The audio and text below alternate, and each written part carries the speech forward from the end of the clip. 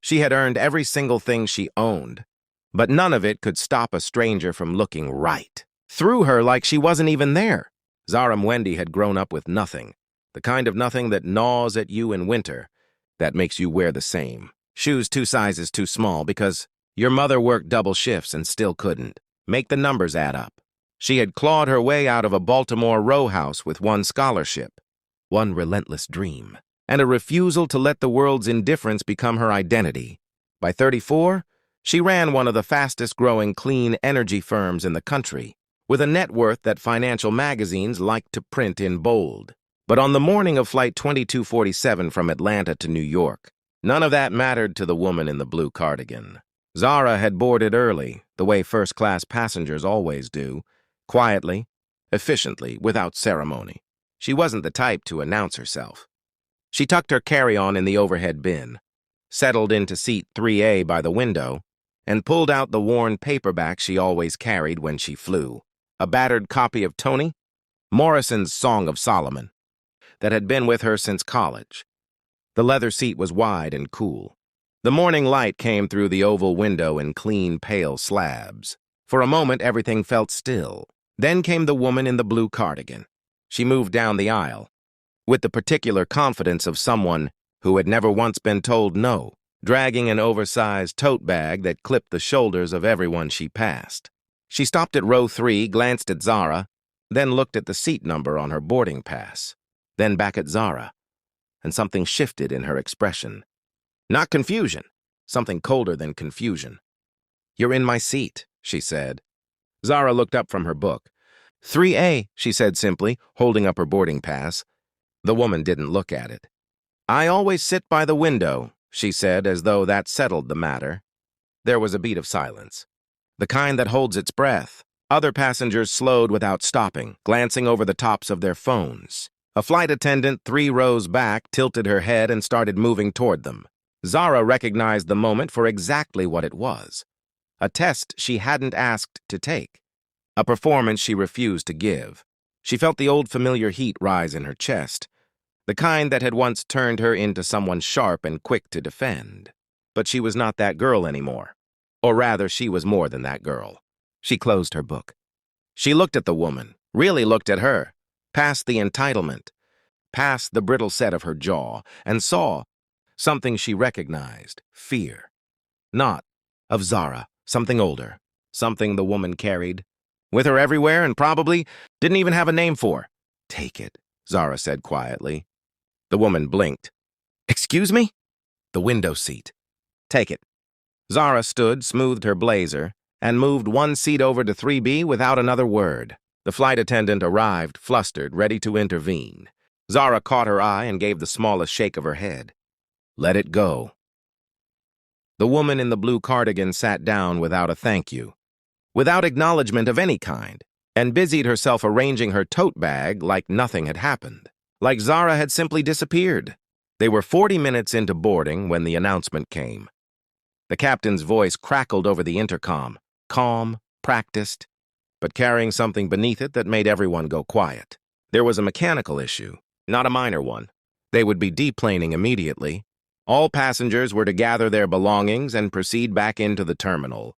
Maintenance crews were already on their way. What the passengers didn't know yet, what only the crew and a handful of people in the terminal would piece together over the next several hours was that the issue was catastrophic. A hairline fracture in a critical hydraulic component, the kind that doesn't announce itself until it's too late.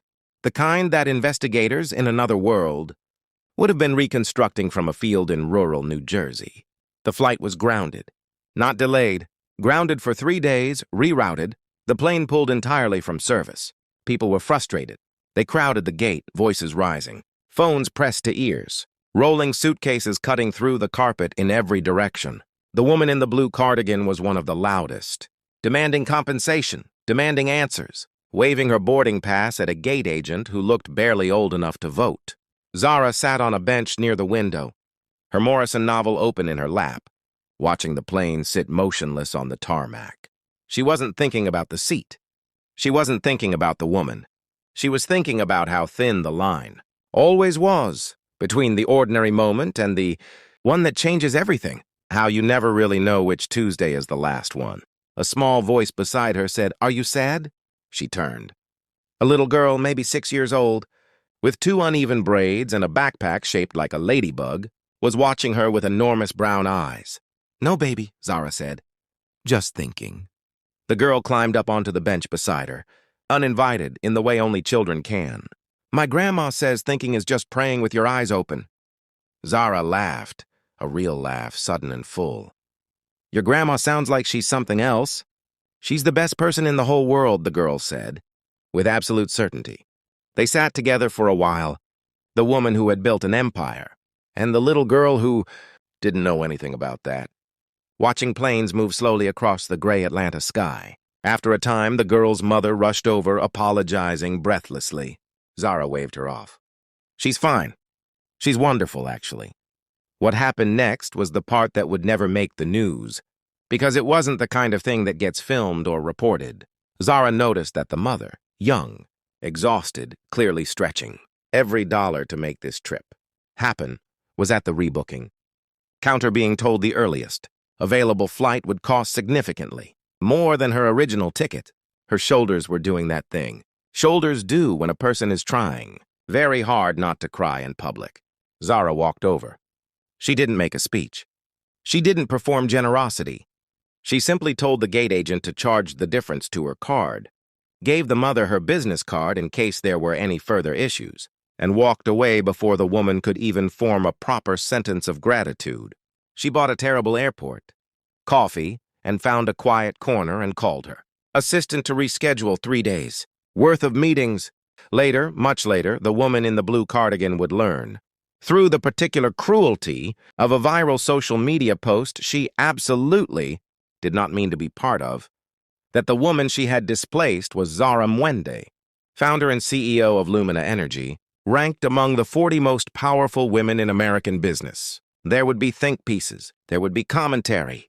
People would argue about what it meant, but Zara never commented, not once, because to her that wasn't the story. The story was a little girl on a bench telling her that thinking was just praying with your eyes open.